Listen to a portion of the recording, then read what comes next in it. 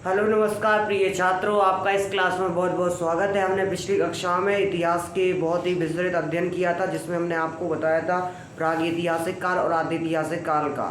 यदि हम आपको बता दें तो हिस्ट्री को हमने कितने 3 पार्टों में डिवाइड किया था, जिसमें हमने पहले बताया था प्रागैतिहासिक काल, दूसरा हमने आप बताया था आदि ऐतिहासिक काल और तीसरा हमने बताया था क्या, ऐतिहासिक काल।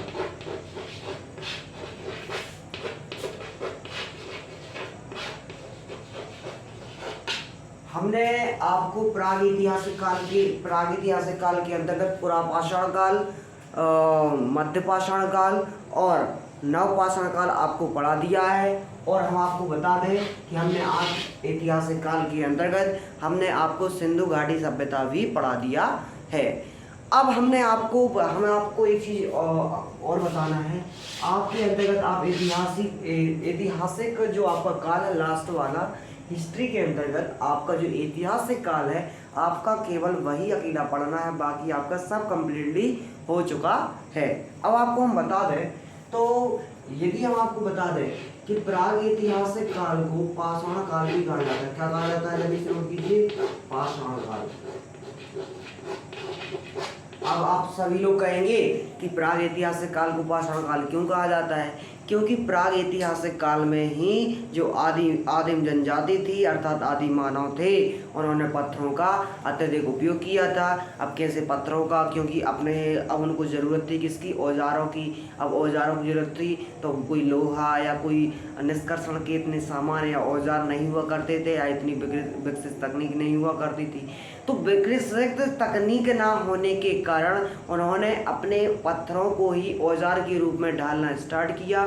और जैसे ही उनका माइंड विकास हुआ, तार्किक शक्ति बढ़ी, तो उन्होंने पत्थरों की जगह धातुओं का उपयोग किया और धातुओं से एक पेनेदार और अन्य बहुमूल्य औजार, सामग्री, आभूषण और अन्य चीज़ें बनाई और अपने माइंड विकास अर्थात बौद्धिक क्षमता अर्थात मानसिक क्षमता को विकसित किया। और हम आपको बता दें कि आदिमानव का जो पहले आदिमानव पृथ्वी पर सबसे पहले यदि हम आपको बता दें, बहुत सारे जानवरों के अंतर्गत मानव का ही विकास संभव हो पाया, क्योंकि उनके पास एक विशिष्ट मस्तिष्क एवं सृजनशीलता हुआ करती थी, क्रिएटिविटी। क्योंकि आप सभी लोग देखते हैं कि पुराने समय से यदि गाय चर रही है तो वो क्या आज भी, पहले भी घास चर रही थी और आज भी घास चर रही है। लेकिन जो मानव पहले कैसे, पहले नंग धड़ंग रहते थे, फिर पत्ता ओढ़ के रहते थे, पत्ते लपेट लिए, और फिर उन्होंने आज कपड़े विकसित कर लिए और कपड़ों में भी वेराइटी विकसित कर ली। खाना के लिए पहले क्या कंदमूल फल खाते थे, और कंदमूल फल के अलावा वो कंदमूल फल तोड़े कच्चे ही खा लेते थे, मांस कच्चा ही खा लेते थे, फिर उन्होंने पकाया, उसको अच्छे से पकाया। आज उसको देखोगे तो आज उसको क्या अच्छे फ्राई करते हैं पहले, और फिर उसमें अच्छा नमक तेल डालते हैं, क्या क्या तो डाल देते हैं। तो बहुत सारे मानव की इतनी ज़्यादा क्रिएटिविटी है, इतनी ज़्यादा क्षमता है। पहले आदमी का आवास क्या था? आवास था ही नहीं, और आवास ना होने के कारण अब उसके बाद अब उनने देखो उनको माइंड देखो, गाय जो थी चल रही थी पहले, आज भी चल रही हो भाई, क्योंकि उसके पास माइंड नहीं है, क्रिएटिविटी नहीं है। लेकिन मानव के अंतर्गत मनुष्य के मस्तिष्क के अंतर्गत क्रिएटिविटी और इसको बोल सकते हैं सृजन क्षमता है। उसने क्या किया है, आज के इस क्या बोल सकते हैं आधुनिक समाज में, आधुनिक काल में उन्होंने क्या किया, अपने माइंड को विकसित किया है, और अपनी आवश्यकताओं के चलते उन्होंने अपने माइंड को विकसित किया है। अब आप कहेंगे कि बंदर पहले 4 पैर से चढ़ते थे, अब 2 पैर से क्यों चलने लगे? अब 2 पैर से चलने का कारण क्या है? उनकी आवश्यकता है। अब उन्होंने देखा कि ऊपर सेब लगे हैं, तो अब उनका हाथ कहाँ पर गया? ऊपर की ओर। अब उनकी आवश्यकताएं बढ़ी कि ऊपर की ओर हमारा हाथ होना चाहिए, तो उनकी आवश्यकताओं से क्या बोल सकते हैं अनुवांशिकी के कारण फिर उनका हाथ क्या होने लगा? सीधा होने लगा। तो अब हम आपको बताते हैं कि इसको पाषाण काल क्यों कहा गया है। अब पहले आपको हम बता दें कि मानव के अंदर इतनी क्षमता नहीं थी कि वह लोगों का निष्कर्षण कर सके। अब आपको पता तो ऐसा नहीं होगा कि लोहा का ऐसा आपका डला मिल जाएगा, नहीं। उसका यदि हम आपको बता दें कि यदि आपको 1 टन पत्थर मिले ना, 1 टन अयस्क मिले, उसमें से कम से कम 1-8 किलो लोहा निकलेगा। तो आप इसका करेंगे क्या? अब ऐसे लोहा को मतलब ही क्या निकलेगा? तो वो पहले क्या करते थे, उनके पास उन्होंने पत्थर जो उसके सामने देखे तो उन्होंने उसे ही औजार के रूप में बनाना स्टार्ट किया। उन्होंने सबसे पहले क्या बोल सकते हैं, मोटे पत्थरों का उपयोग किया। उन्होंने देखा कि पत्थरों को नुकीला किया जाता है तो इस तरीके से वो क्या हो जाते हैं, मतलब अपने हथियार पहने हो जाते हैं, इससे जल्दी कट जाता है। तो इस प्रकार से उन्होंने क्रियाशीलता को आगे विकसित किया। इसके बाद हम आपको बताते हैं कि इस काल को हम क्या कहते हैं, कांस्य युगीन काल कहते हैं। क्या कहते हैं? कांस्य युगीन काल। क्योंकि इस काल में आपकी हड़प्पा सभ्यता आती है। कौन सी? हड़प्पा सभ्यता आती है। और आप सभी को पता होगी कि जो हड़प्पा सभ्यता थी उसकी प्रमुख धातु क्या थी? प्रमुख धातु या प्रमुख औजार किसके बने जाते थे? तो आपको पता है कांसा के। किसके? कांसा के। अब आप कहेंगे कांसा कैसा बनता था? अब कांसा कैसा बनता था? सर्वाधिक। अब ऐसा नहीं बोलेंगे कि यहाँ पर कांसा का उपयोग हो रहा है इसलिए कांसा सभ्यता, नहीं। इसके अलावा हम आपको बता दें कि यहाँ पर लोहे का भी प्रचलन था, लेकिन इसकी मात्रा कांसे की अत्यधिक थी। क्योंकि आप सभी को पता होगा जो कांसा होता है वो किससे? लोहा और टिन से मिलकर बनता है। यदि हम आपको बता दें कि जो कांसा होता है, अब आपको पता हो कांसा, अब कांसा किससे मिलकर बनता है? लोहा प्लस टिन से बनता है। अर्थात कांसा को ब्रोंज कहते हैं और लोहा को Fe कहते हैं और टिन। हम आपको बता दें कि यह एक प्रकार की मिश्र धातु है। अब हम आपको बता दें एक चीज कि जो धातु होती है मेन, मिश्र धातु की तुलना में क्या होती? कमजोर होती है। मिश्र धातु में क्या होता है? संचार नहीं होता है। लोहा एक नॉर्मली यदि आप लोहे को लेते हैं तो लोहे में क्या लग जाती है? जंग लग जाती है। लेकिन उसका यदि आप क्या बनाते हैं? स्टेनलेस स्टील बनाते हैं तो उसमें आप देखते हैं कि बर्तनों में आजकल जंग नहीं लगती। क्यों नहीं लगती? बने वो लोहे की भी हैं, लोहे की मिश्र धातु की बने। तो धातु की तुलना में उसकी जो मिश्र धातु होती है वह अन्य चीज़ों में उनके गुण भिन्न होते हैं, जैसे उनके संचार नहीं लगता है और बहुत सारी ऐसी अन्य चीज़ें। ठीक है, इसके तत्पश्चात हम ऐतिहासिक काल की ओर आगे बढ़ते हैं। हमने आपको बताया कि प्राग ऐतिहासिक काल को पाषाण काल भी कहते हैं, आदि ऐतिहासिक काल को कांस्य युगीन काल भी कहते हैं। और यदि हम आपको बता दें जो ऐतिहासिक काल है, ऐतिहासिक काल को हम लोह युगीन काल भी कहते हैं। जल्दी से नोट कीजिए, लोह युगीन।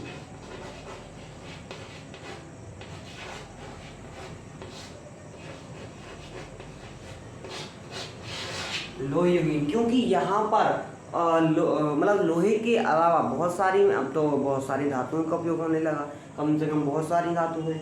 तो हम आपको बता दें कि ऐतिहासिक काल में सर्वाधिक उपयोग होने वाली धातु का क्या नाम था?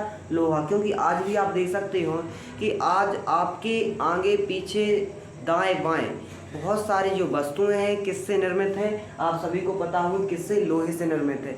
चाहे आपका बेड हो, चाहे आपका स्टूल हो, चाहे आपके बर्तन हो, चाहे आपका गंजी हो, चाहे कुछ भी चीज़ हो, अधिकतर आप कहेंगे मोबाइल, आपका मोबाइल भी का भी अधिकतम पार्ट, कार, साइकिल, क्या क्या चीज़ नहीं है जो आपके लोहे से ना बनी हो। यदि आप एक लकड़ी का बेड बनाएंगे ना तो उसमें आपको खील ठोकनी पड़ेगी, तो उसमें भी लोहे का उपयोग होगा।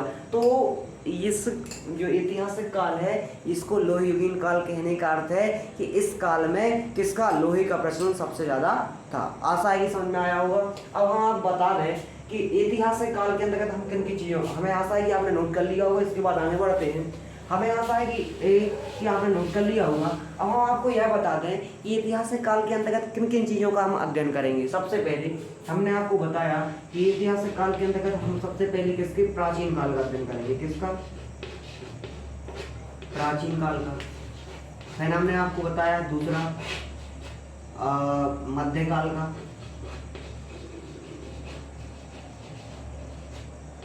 और हमने आपको बताया एक आधुनिक काल।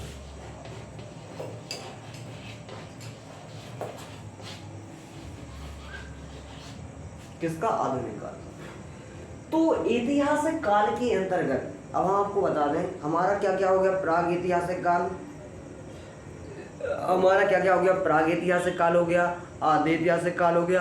अब हम ऐतिहासिक काल के अंतर्गत किसके? प्राचीन काल, मध्यकाल और आधुनिक काल की ओर आगे बढ़ते हैं। ठीक है ना?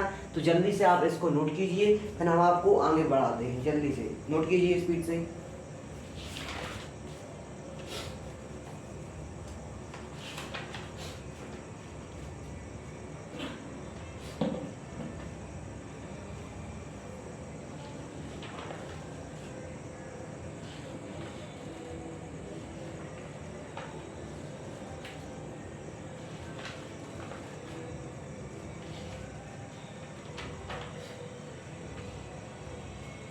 आशा है कि आपने नोट कर लिया होगा। इसके बाद हम आगे बढ़ते हैं, ठीक है ना, जल्दी से नोट कीजिए।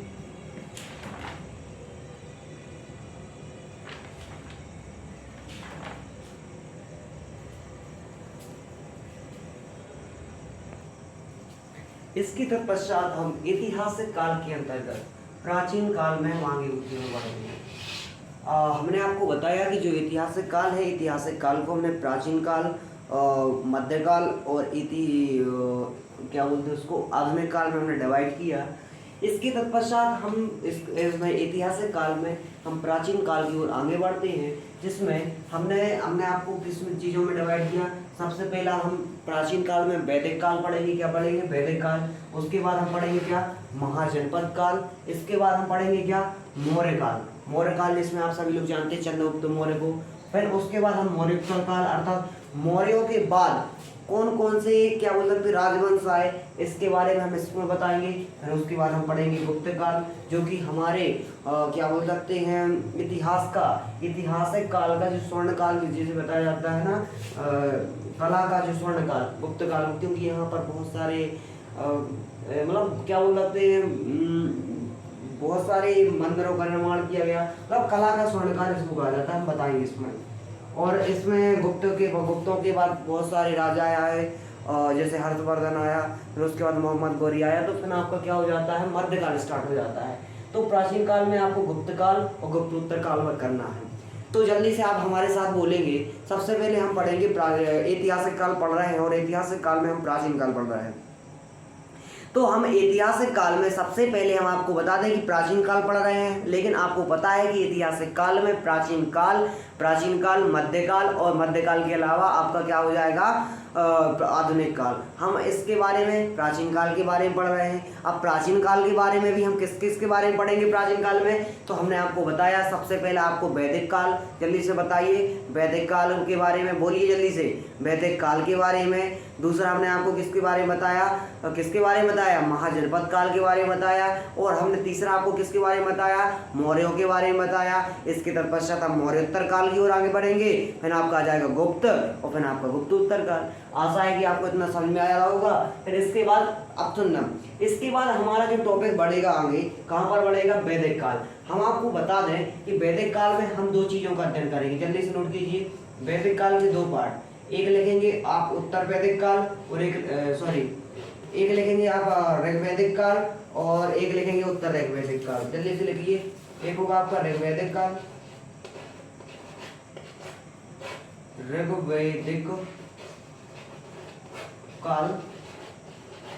और एक होगा आपका उत्तर वैदिक काल,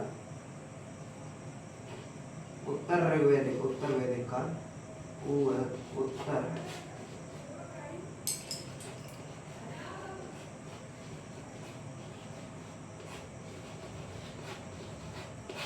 जल्दी से आप नोट कीजिए इसको,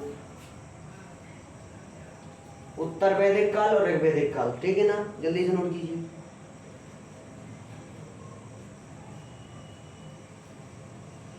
आशा है कि आपने नोट कर लिया होगा। इसके बाद हम आगे बढ़ते हैं, तो इसके बाद हमारा टॉपिक क्या होगा? वैदिक काल होगा, ठीक है ना? तो जल्दी से नोट करना है आपको।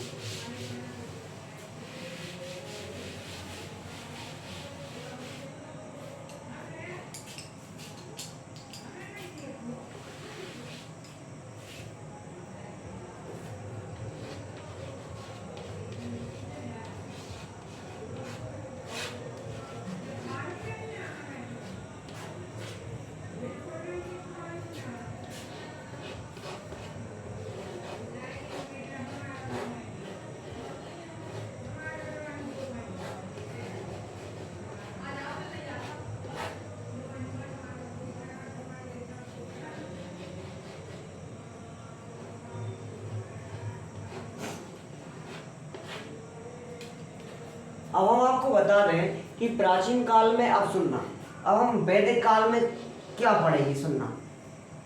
हमने आपको बताया वैदिक काल में हम दो चीजों का अध्ययन करेंगे। कौन कौन सा? ऋग्वैदिक काल, और एक पढ़ेंगे हम उत्तर वैदिक काल। जल्दी से नोट करना। अब सुनना, बताएंगे क्या, आराम सुनना कि जो वैदिक काल था, अब वैदिक काल में बताएंगे क्या, सुनना। जो वैदिक काल था, इसमें हम आपको बता दें कि वैदिक, अर्थात वेद आपने सुने होंगे। वेद कितने प्रकार के होते हैं? 4 प्रकार के। कितने प्रकार के होते हैं? जल्दी से नोट कीजिए। वेद वेद कितने प्रकार के होते हैं? 4 प्रकार के। सबसे पहले ऋग्वेद,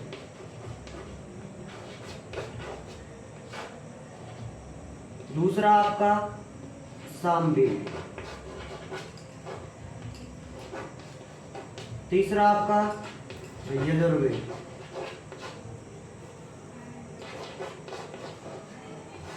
और आपका फोर्थ हो जाएगा अथर्ववेद।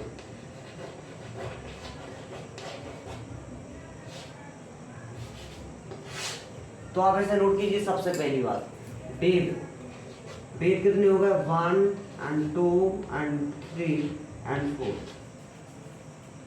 और हम आपको एक इम्पोर्टेंट चीज बताएंगे। सबसे पहले इम्पोर्टेंट चीज जो ऋग्वेद है, सबसे सुनना, ऋग्वेद आपका पूरे वेदों में से, चारों वेदों में से सबसे प्राचीनतम वेद। क्वेश्चन आता है सबसे प्राचीनतम वेद कौन सा है? सबसे पहले कौन सा वेद लिखा गया है? तो प्राचीन वेद कौन सा है? ऋग्वेद। और अभी हम इसके बारे में और डिटेल जानकारी बताएंगे, लेकिन हम आपको बता दें कि ऋग्वेद जो है ना, इसे प्राचीन काल का वेद कहा जाता है, क्योंकि यह सबसे पहले लिखा गया था। अब आराम सुनना कि जो वैदिक काल था, वैदिक काल को मतलब इस टाइम पीरियड का नाम वैदिक काल कैसे पड़ा? सबसे पहले तो आप इस चीज को समझिए। तो हम आपको बता दें कि वैदिक काल इसका टाइम पीरियड इसीलिए पड़ा क्योंकि इस काल में वेदों की रचना हुई है। तो इस काल में वेदों की रचना हुई है, इसी कारण इस काल का नाम वैदिक काल पड़ा। हम आपको बता दें कि वैदिक काल को हम 2 पार्टों में डिवाइड किए थे। एक पार्ट होता है ऋग्वैदिक काल,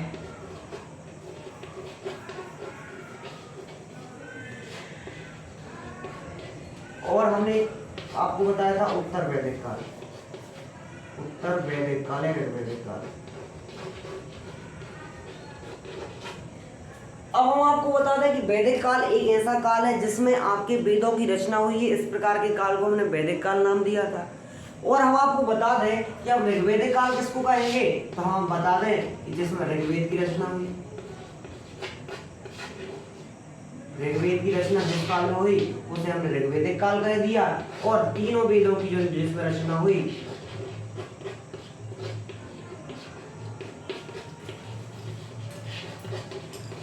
जिसमें हुई, इसे हमने उत्तर वैदिक काल का नाम दे दिया। जल्दी से इसको नोट कीजिए,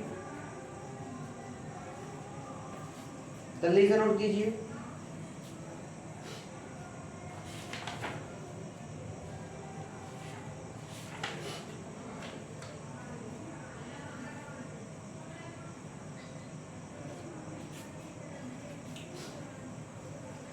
आशा है कि आपने नोट कर लिया होगा। इसके बाद अब हम वेदों से जो क्वेश्चन आ सकते हैं कि ऋग्वेद में क्या मतलब कितने मंडल होते हैं, कितने सूत्र होते हैं, सामवेद किस लिए प्रसिद्ध है, मतलब इस तरीके के जो भी क्वेश्चन हो सकते हैं वो हम आपसे डिस्कशन करेंगे। जल्दी से नोट, हमें आशा है नोट कर लिया होगा। इसके बाद आपका सबसे पहला वेद आता है, क्या होता है? ऋग्वेद।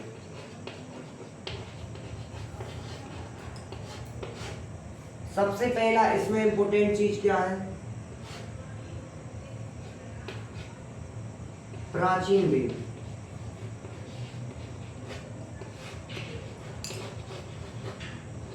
प्राचीन वेद ऋग्वेद, सबसे पहला क्वेश्चन, ठीक है ना? जल्दी से नोट कीजिए। अब हम आपको एक चीज और बता रहे हैं, प्रत्येक वेद के क्या होते हैं? एक उपवेद होते हैं। जो होगा आपका वेद, और इसके होते हैं क्या? उपवेद। जल्दी से नोट करना है, प्रत्येक वेद का एक होता है क्या? उपवेद, जो कभी कभी पेपर में आ जाता है कि ऋग्वेद का उपवेद बताइए, सामवेद का उपवेद बताइए, यजुर्वेद का उपवेद बताइए। नहीं तो आप एक चार्ट, सबसे पहले तो आप एक चार्ट ड्रॉ करिए, ठीक है? इसको सबको मिटाइए, सबको एक चार्ट ड्रॉ कीजिए। जैसा हम बताते हैं बिल्कुल वैसा बनाना है आपको। यहाँ पे आपको लिखना है क्या? वेद। क्या लिखना है? वेद। लिखिए वेद। यहाँ पे लिखिए ज्ञाता। फिर यहाँ पे लिखना है उपवेद, फिर यहाँ पे लिखना है ज्ञाता। और वेद से ऐसा एरो बनाना है और उपवेद से ऐसा एरो बनाना है, तो बीच में ऐसा डंडा खींच देना है, बीच में ऐसा, और जल्दी से बनाइए। जो आपका पेपर में आज हम बता दें तो यह पेपर में निश्चित ही फंसने वाली क्वेश्चन होती है। अब देखो सबसे पहला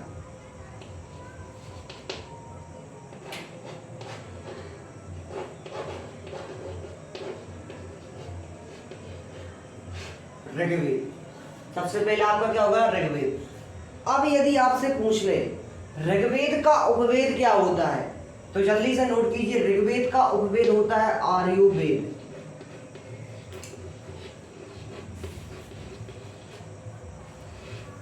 ऋग्वेद का उपवेद क्या होता है यदि आपसे कोई पूछ ले तो क्या बोलेंगे आप लोग?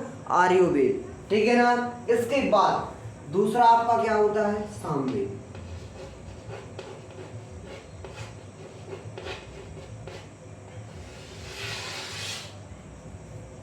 दूसरा आपका क्या होगा? सामवेद। किसका? सामवेद। सामवेद का जो क्या बोल सकते हैं उपवेद होता है, जल्दी से नोट कीजिए, गंधर्व वेद। क्या होता है? गंधर्व वेद।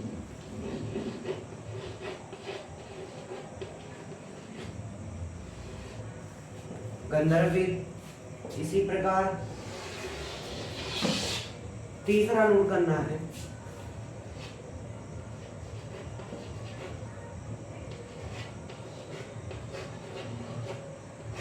यजुर्वेद, और चौथा नोट करना है आपको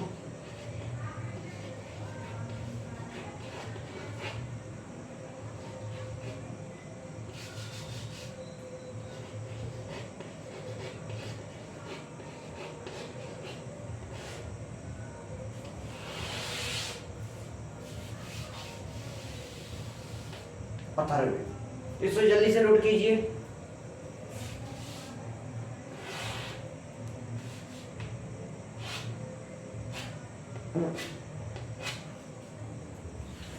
ऋग्वेद का उपवेद होता है आर्युवेद, सामवेद का उपवेद होता है क्या?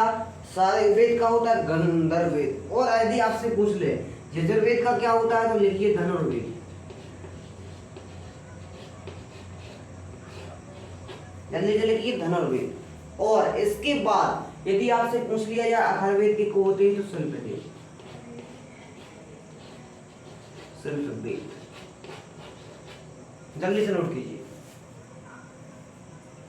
तो सबसे पहले अपन लोग को याद करना है, क्या करना है? याद करना है।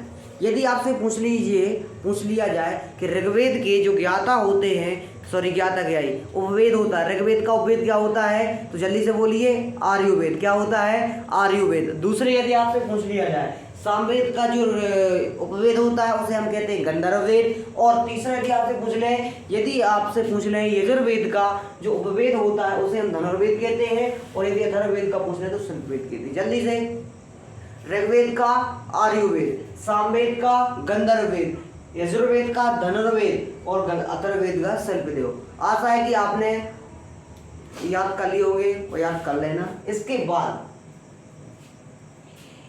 बाद यदि आपसे पूछ लें कि वेद है ना, वेदों की ज्ञाता पढ़ेंगे, फिर उपवेदों की ज्ञाता। यदि आपसे पूछ लें कि ऋग्वेद का ज्ञाता किसे कहा जाता है, तो ऋग्वेद का ज्ञाता कहते हैं होत्र को। जल्दी से नोट कीजिए, होत्र। पहला। और सामवेद का यदि पूछ लें, सामवेद का पूछ लें तो लिखना है उद्गाथा। उद्गाथा। और यदि आपसे यजुर्वेद का पूछ रहे तो लिख दीजिए अथर्वव्यूह।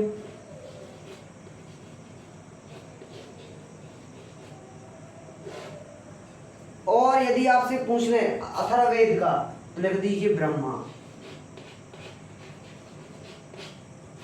इसी तरह आपका यदि आर्युवेद का पूछ लें, आर्युवेद का यदि आपसे पूछ ले तो लिख लीजिए प्रजापति।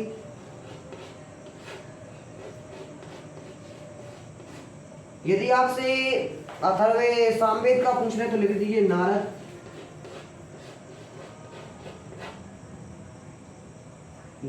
का विश्वामित्र,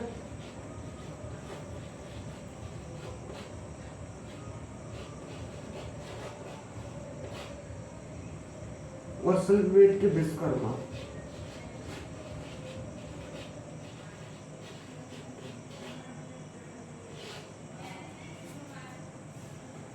तो आशा है कि आपने इसे अच्छे से नोट कर लिया होगा। और हम आपको सबसे पहले तो इसमें इंपॉर्टेंट चीज बता दें जो आपको याद करना है। सबसे पहले ऋग्वेद की, सबसे पहले तो देखो सभी वेद के उपवेद याद होना चाहिए, सबसे पहले इंपॉर्टेंट चीज। दूसरी बात, इसमें जो ज्ञाता है वो इंपॉर्टेंट बता रहा है। ऋग्वेद की जो ज्ञाता है होत्र जिया का पेपर में आता है, इसमें से और कोई नहीं आता है। और इसके बाद आर्यवेद के जे प्रजापति जे भी नहीं आता है। आपका आता है सबसे इंपोर्टेंट बताएं, धनुर्वेद और शिल्प वेद के विश्वामित्र और विश्वकर्मा। आप इन दोनों को नोट कर सकते हैं, अच्छे से याद कर सकते हैं। और आशा है कि आपको यह वीडियो बहुत ही अच्छी लगी होगी। इसके तत्पश्चात हम कल की वीडियो में वैदिक काल को हम निरंतर ही जारी रखेंगे और आपको जो वर्षक है हम प्रयास करेंगे कि समझ में आए। तो आपका इस वीडियो में बहुत बहुत स्वागत था। जय हिंद, वंदे मातरम, धन्यवाद।